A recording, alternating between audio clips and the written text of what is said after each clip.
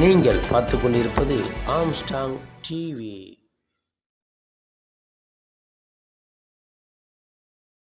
வழக்கம் ஒண்ணு இருக்கு.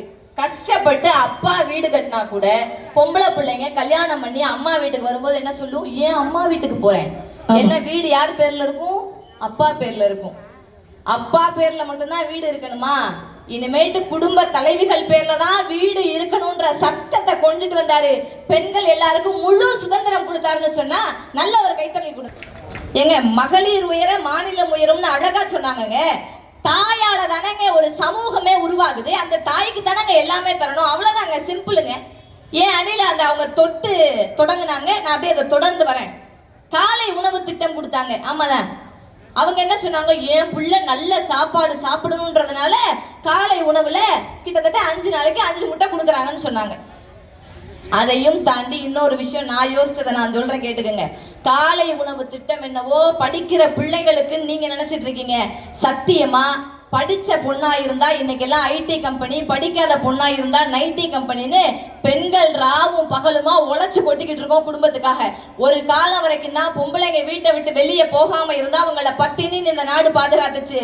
ஆனா இன்னைக்கு பெண்கள் வீட்டை விட்டு வெளியே வராம இருந்தா எங்க குடும்பமே பட்டினின்றத மறந்துடாதீங்க.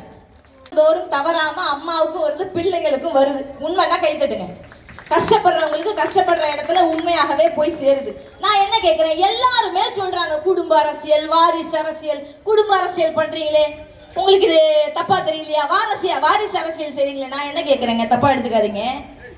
குனிந்து அரசியல் செய்தவர்களுக்கு மத்தியில் குடும்ப அரசியல் செய்வது தவறில்லை.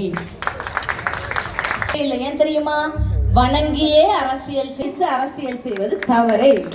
பெண் காவலர்களுக்கு இப்ப கல்யாணம் பண்ணி குழந்தை பிறந்து உடனே டியூட்டில வந்து சேரணும். ஒரு காலம் வரைக்கும் அந்த கட்டாயம் இருந்தது.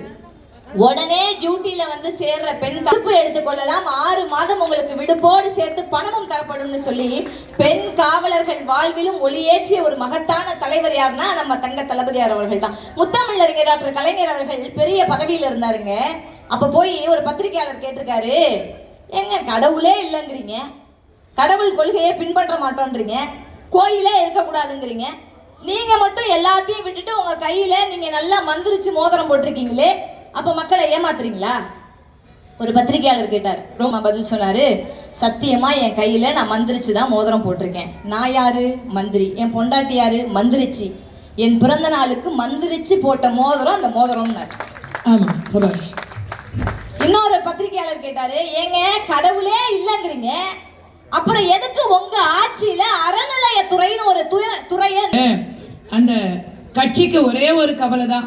என்ன கவலை அப்படின்னா, மிகப்பெரிய கவலை, என்னுடைய மனைவி துர்கா எந்த கோவிலுக்கு போகிறது தான் அந்த கட்சிக்கு பெரிய கவலையாக இருக்கிறது. நான் என் மனைவியாக இருந்தால் கூட அவருடைய சுதந்திரத்திலே தலையிடுவதில்லை என்று ஒரு அற்புதமான பதிலை சொல்லியிருக்காரு.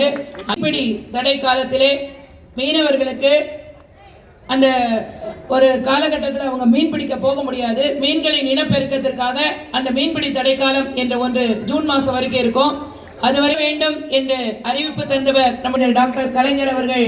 இன்றைக்கு பல்கலைக்கழகங்களில் வேந்தராக முதல்வர்கள் அமர்வார்கள் என்று கொண்டு வந்தவர் நம்முடைய தங்க தளபதி அவர்கள் என்று சொல்லி, விவசாயிகளுக்கு உரிய திட்டங்களாக இருக்கட்டும், நெசவாளிகளுக்கு உரிய திட்டங்களாக இருக்கட்டும், எத்தனையோ அற்புதமான திட்டங்களை தந்து தமிழகத்தின் அப்பா என்று அனைவரும் தன்னை அழைப்பதை விரும்பக்கூடிய ஒரு மாபெரும் மகத்தான தலைவருக்கு நாம் சேர்ந்த அத்துணை உடன்பிறப்புகளுக்கும் மனமார்ந்த நன்றியை கூறி, இதையே தீர்ப்பாக வழங்கி நம்முடைய திராவிட மாடல் ஆட்சி என்பது எப்பொழுதும் மாநிலத்தின் வளர்ச்சியை முன்னிறுத்துவதே என்று தீர்ப்பு சொல்லி உங்களிடமிருந்து விடைபெறுகிறோம். நன்றி, வணக்கம்.